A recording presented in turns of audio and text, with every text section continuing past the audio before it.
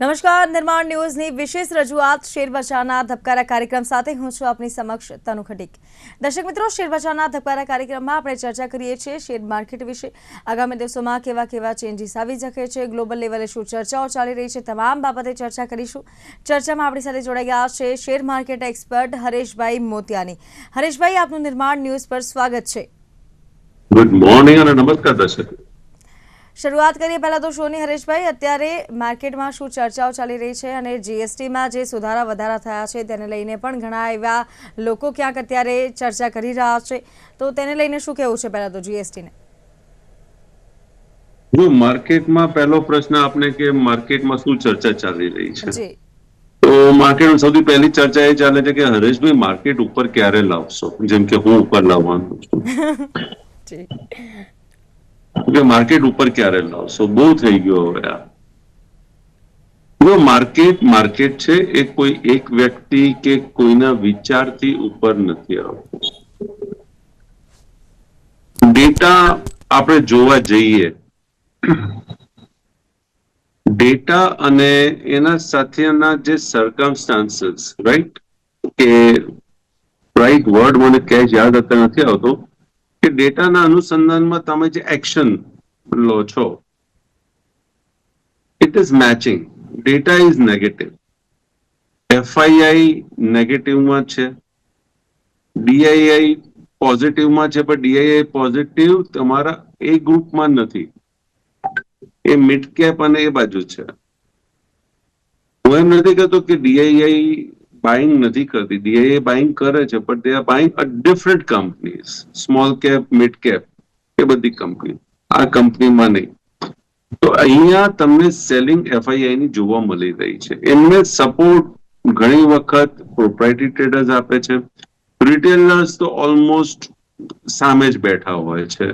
તો they never set where the FIIs are, means મેં બહુ ભાગ્ય જોયા હશે કે ભાઈ એફઆઈઆઈ અને રિટેલર્સ બે એક જ દોરી ઉપર હોય। હવે તેનું એક સિમ્પલ લોજિક છે, ઘણા બધા સારા ન્યૂઝ આપણે જોયા છે છેલ્લા 6 મહિનામાં કે 8 મહિનામાં કે 2025માં, right from budget, right, budget આપણે જુઓ તો બજેટ બી બહુ સરસ મજાનું બજેટ હતું, બીજા બધા બી ન્યૂઝ આવ્યા, વરસાદ, અત્યારે GST. What we are doing, what is the market doing? Market શું કરે છે? ઉપર ખોલે છે તો ત્યાં સેલિંગ પ્રેશર આવી જાય છે। તો કહેવાનો ભાવ કે ગમે તેટલા સારા સમાચાર આવે છે, માર્કેટ તો બેક જ મારે છે, માર્કેટમાં સેલિંગ જ દેખાય છે। તો લુક્સ લાઈક કે માર્કેટ ઓવરઓલ ઇન જનરલ વાત કરું તો is not in a good mood to rise. Long term માટે યસ, એમને બધા લેવલ્સ જ મળી રહ્યા છે લોંગ ટર્મ પ્લેયર્સને,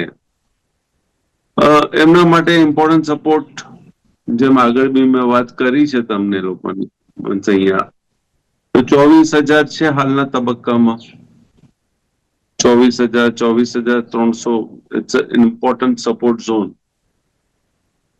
એના નજીક આવશે તો ત્યાંથી બાઉન્સ આવી જાય છે, બાઉન્સ આવે છે તો ત્યાં એફઆઈઆઈ સેલિંગ કરે છે।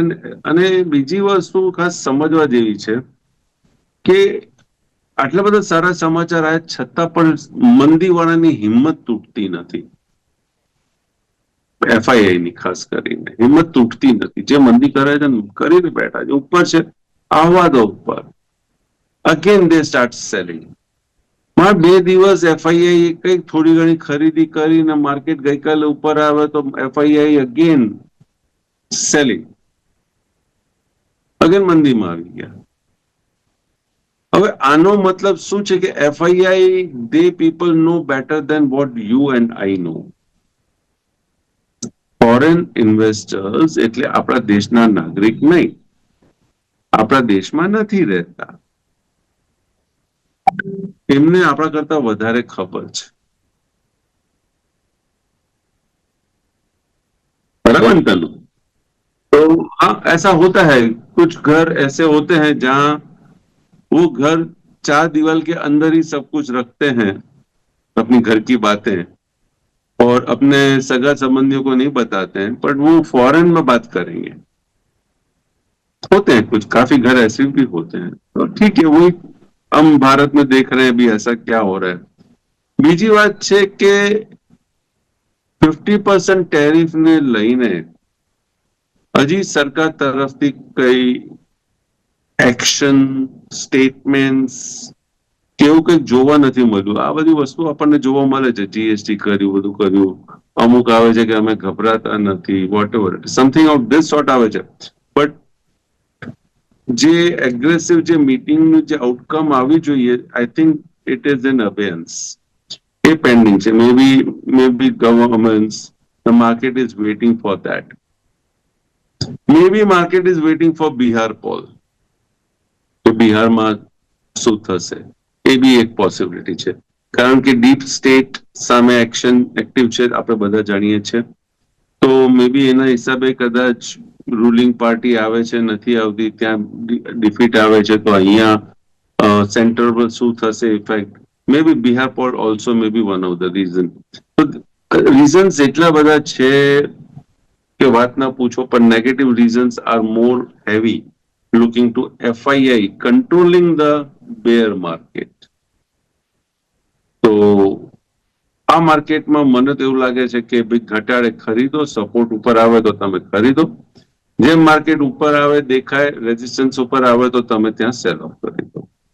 ગઈકાલે પણ માર્કેટમાં મેં એ જ તમને કીધું હતું કે જે રીતના જીએસટી ના ન્યૂઝ આવ્યા છે, બધું એકદમ અચાનક સરકારે અને ઓપોઝિશને, કેમ કે કાઉન્સિલ ઓફ મિનિસ્ટર્સમાં બધા હોય છે, તો બધા ભેગા થઈને એ લોકોએ જે આટલું ફાસ્ટ એક્શન લીધું છે કે ભાઈ આઈ એપ્રિશિએટેડ, પણ 25,000 નિફ્ટીમાં આ એક સ્ટ્રોંગ રેઝિસ્ટન્સ છે ને, yesterday we were near to the 25,000, અને ત્યાંથી તમે જો તો સેલિંગ પ્રેશર ફરી પાછું શરૂ થઈ ગયું। દિવસ દરમિયાન જે ગેપ બન્યો હતો, જે ફૂલ ગેપ અપ આપણને જોવા મળ્યો હતો ગઈકાલે, again that has been absorbed. So this clear cut suggests that 25,000, 25,200 is a good resistance level to watch out for. And on the support side, 24,600 and 24,700 નજીકમાં નજીક આ એક ઇમ્પોર્ટન્ટ સપોર્ટ ઝોન છે। એના નીચે 24,500 છે, 24,300 છે, so there are number of supports in between, and resistance 25,000, 25,200, and on the higher side maybe 25,500, but પહેલા 25,000, 25,200 ને આપણે ખાસ નજરમાં રાખીએ। હવે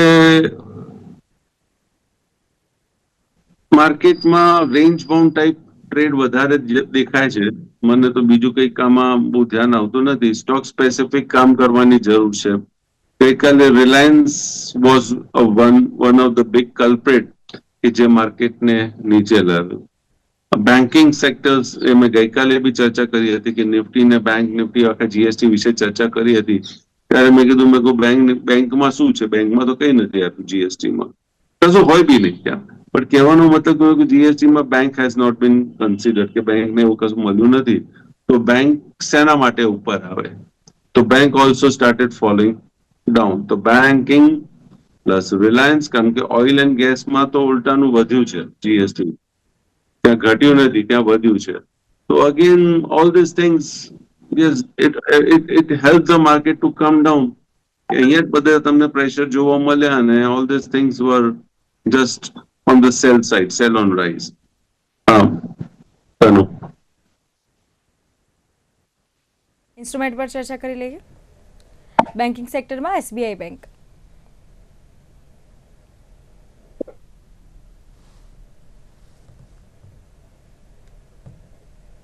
state bank of India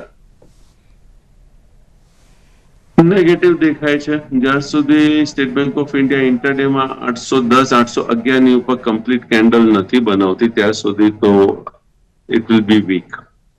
May be કદાચ 810, 812, 811 મેં કીધું છે, 812 રાખો, 812 ઉપર થોડું ચાલે તો 820 સુધી આવી શકે છે, but chances are very very dim, very dim. તો બસ basically I think so it's sell on rise. May be કદાચ થોડું ઉછાળો આવી પર જાય, બટ ઘટાડે મળે તો I think so one should buy it at the good support level and then when it comes up book profit. જી, આગળ વાત કરીએ એચડીએફસી બેંક.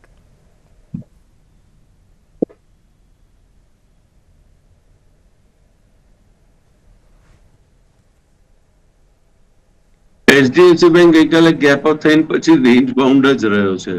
આની રેન્જ 945 થી 970 ની છે. એના વચ્ચે ટ્રેડ કરે છે. જે બાજુ જશે એ બાજુ ડાયરેક્શન જોવા મળશે, પ્રિફરેબલી કદાચ 945 તરફ. ઓકે, 945 થી 970 ની વચ્ચે છે આની રેન્જ, ટ્રેડિંગ રેન્જ આ છે, ટ્રેડિંગ રેન્જ. 945 થી 970. ઓકે જી, આગળ વાત કરીએ ICICI bank.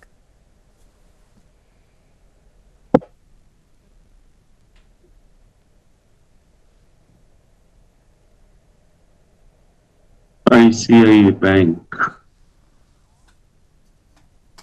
Again, sideways private bank ગઈકાલે ગેપ અપ થયા પછી કોન્સોલિડેટ થતું વધારે જોવા મળે છે, કેમ કે બેંક બહુ સ્ટ્રોંગ નથી દેખાતી મને. That is why I think કે આ એક ડિસ્ટ્રીબ્યુશન થોડુંક વધારે છે અને ક્વાઇટ પોસિબલ થોડી વીક મને દેખાય છે. તો હોપ છું કે ગઈકાલના હાઈની ઉપર ટ્રેડ કરે કમ્ફર્ટેબલી તો જ આપણે આના અંદર કંઈક વિચારી શકીએ. But looks like weakness, avoid કરો. બેંક એઝ ઓન સચ જ્યાં સુધી આપણને ક્લિયર સિગ્નલ્સ નથી મળતા ત્યાં સુધી બેંકને અવોઇડ કરવા જેવું મને તો બધા ઇન્સ્ટ્રુમેન્ટ્સ બેન્કિંગના અવોઇડેબલ છે. ઓકે, આગળ વાત કરીએ હિન્દુસ્તાન યુનિલિવર.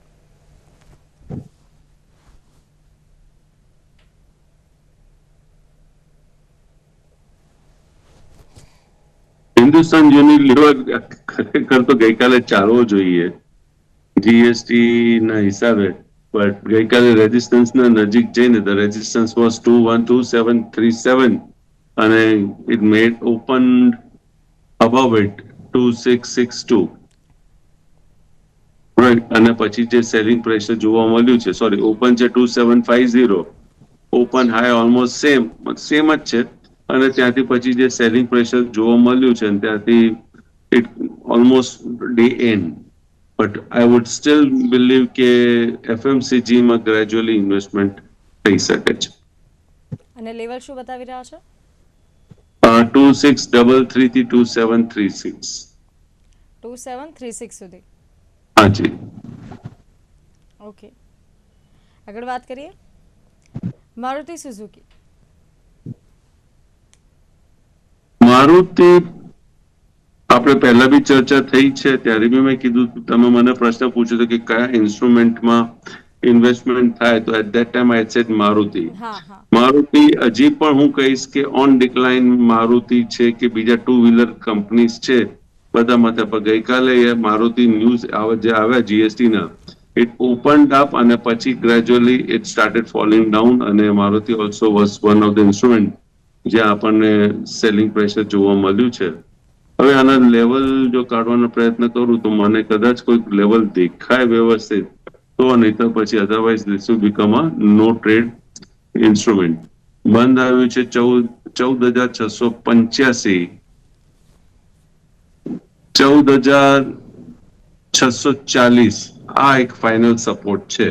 14,640 આના નીચે બંધ આપે અને ટ્રેડ કરે તો મારુતિ ફરી પછી પ્રોફિટ બુકિંગ આપણને જોવા મળી શકે છે. 14,640 થી નીચે ટ્રેડ કરે તો? હાજી. ઓકે, આગળ વાત કરીએ ભારતી એરટેલ.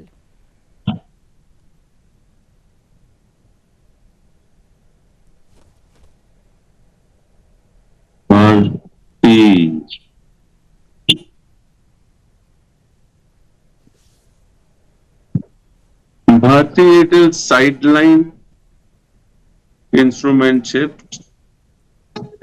આમ પોઝિટિવ છે બટ કોન્સોલિડેશન થતું દેખાય છે મને આ instrument.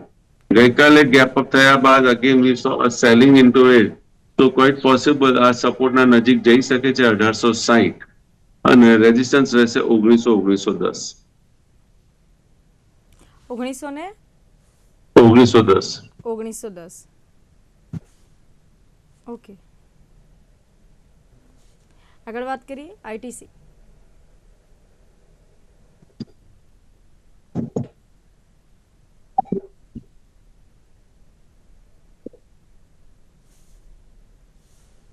ITC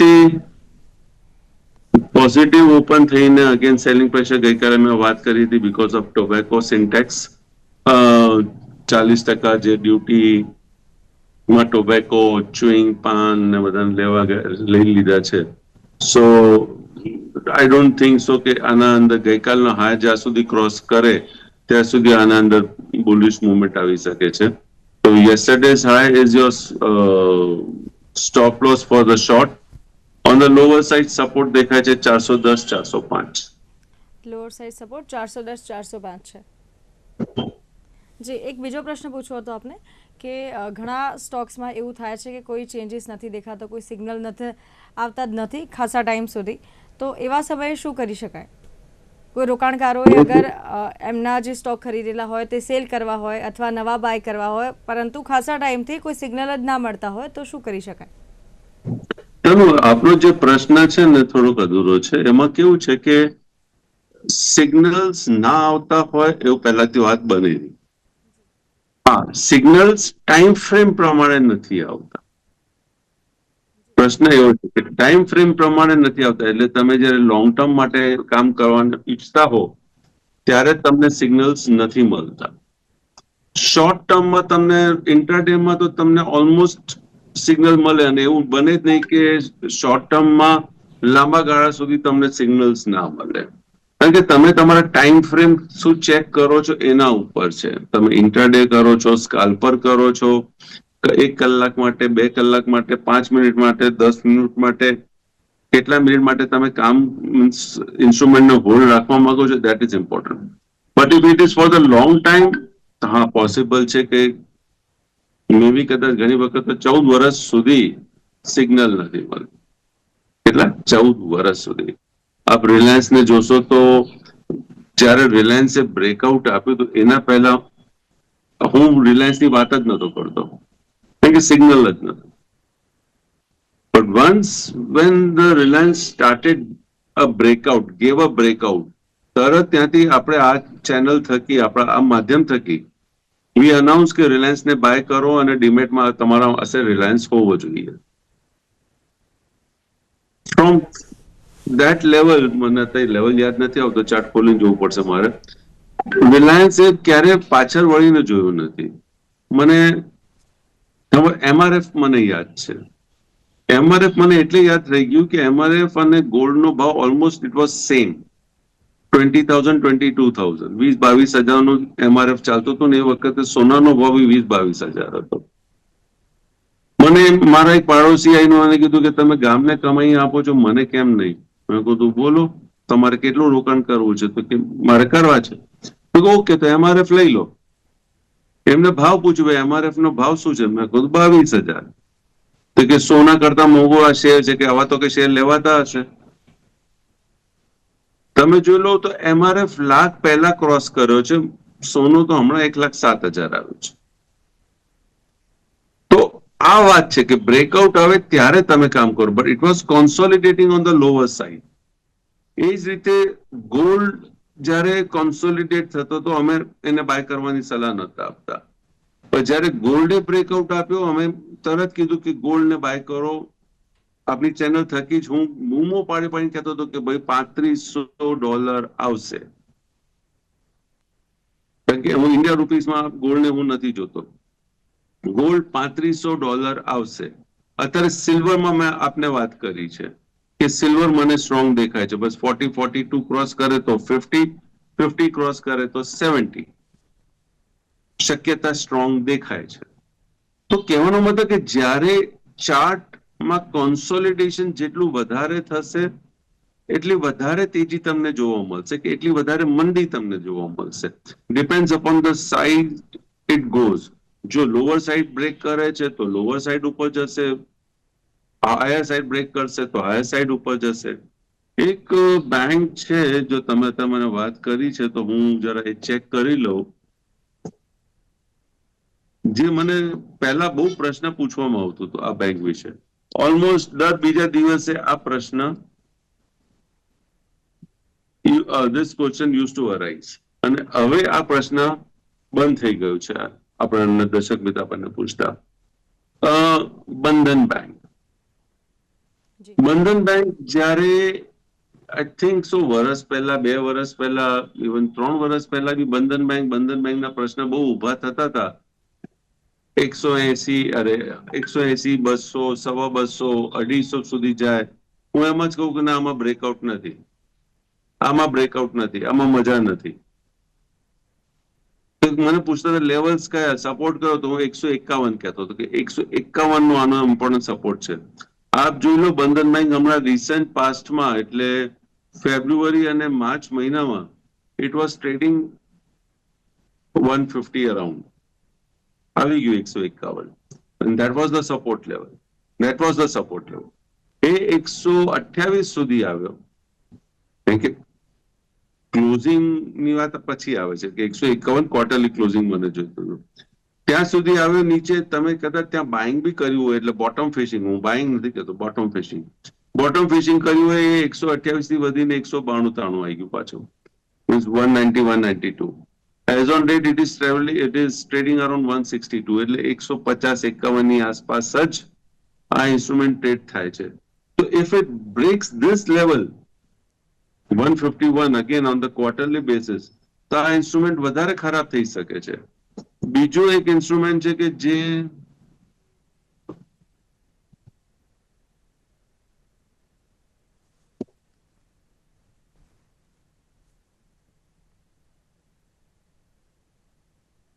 Ujjivan, right.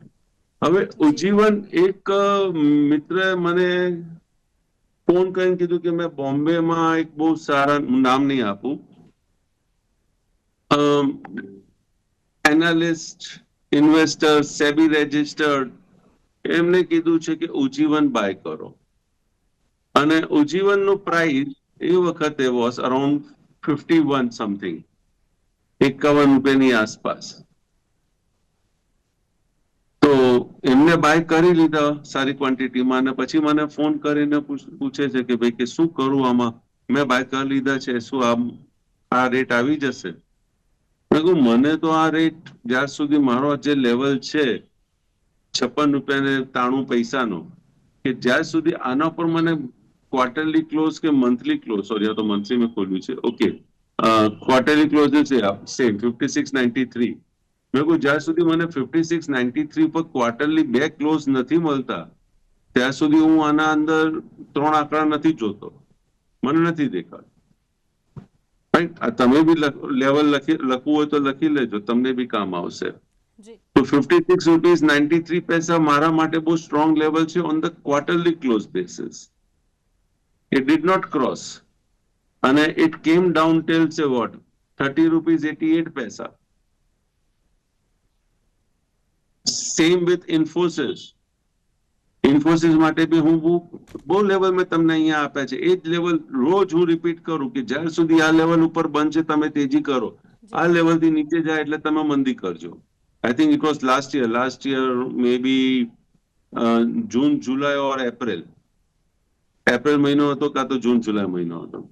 I was means A particular ક્વાર્ટરમાં I was very much on Infosys કે this is my level, unless until this level is not crossed. કહી દઉં જો કદાચ એ જ લેવલ હજી સસ્ટેન થતું હોય તો યસ, એ જ લેવલ છે 149675, કે જ્યાં સુધી 149675 ની ઉપર ક્વાર્ટરલી ક્લોઝ, 2 ક્વાર્ટરલી ક્લોઝ જોવા નથી મળતું, ઇન્ફોસિસમાં તેજી ના થાય. હવે એ 191935 જ્યાં સુધી આના ઉપર ક્લોઝ નથી આપતો, I am not going to buy Infosys. કે બાય કરીશ તો ઇન્ટરડેમાં, કે જે દિવસ એના નીચે આવશે તો again I will exit, right. આજે ઘટીને ક્યાં સુધી? It has come down till 1545, 400 રૂપિયા નીચે. સો લેવલ્સ આના માટે કામ આવે છે. અને આજે કહો છો consolidation, Infosys is consolidating in a range. તમે જે કોન્સોલિડેશન નો વાત કાઢી છે ને, આ કોન્સોલિડેશન રેન્જમાં જ છે 1304 અને ઉપરમાં 1920 આપણે રફલી લઈએ તો એ 1300 થી 1920 ની વચ્ચે આ કોન્સોલિડેટ થાય છે. જે દિવસે આ 1300 તોડશે આના અંદર તમને અગેન એક મોટી મંદી જોવા મળશે which will bring it down to 900 950 સુધી લાવી શકે છે. ક્વાર્ટરલી ક્લોઝ જો મને મળી જાય 1300 ની નીચે ઇન્ફોસિસ તો સમજી લેજો 950 ની રેન્જમાં આવી જશે એની ટાઈમ. તો આ કોન્સોલિડેશન માટે એક રેન્જ બની રહી છે. હવે તમે મને કહેશો કે હરીભાઈ તમે મંદીની વાત કેમ કરો છો આઈટી સેક્ટરમાં? આઈટી સેક્ટરમાં મંદીની વાત કરવાનું કારણ આ છે, સોરી સમય થવા આવ્યો છે, કે એઆઈ આવી ગયું છે અને એઆઈ ઘણા બધાના જોબ્સ લઈ જાય છે અને રિપ્લેસમેન્ટ જોવા મળી રહ્યું છે. ચર્ચા પછી ક્યારે કરીશું. આજે જે બી ઇન્સ્ટ્રુમેન્ટ વિશે ચર્ચા કરી છે, મારું ત્યાં કોઈ પર્સનલ હોલ્ડિંગ નથી. જે અમારા મિત્ર સગા સંબંધી ફેમિલી મેમ્બર્સ ટ્રેડિંગ ઇન્વેસ્ટમેન્ટ કરતા હોય છે, કારણ કે ફેમિલી મેમ્બર ઇન્વોલ્વ છે તો અમારું ઇનડાયરેક્ટ ઇન્ટરેસ્ટ ત્યાં જોઈ શકો છો. Thank you. સોમવારે ફરી મળીશું. જી આભાર આપનો અમારી સાથે જોડાવા બદલ. તો હાલ કાર્યક્રમમાં બસ આટલું જ. મને આપશો રજા. નમસ્કાર.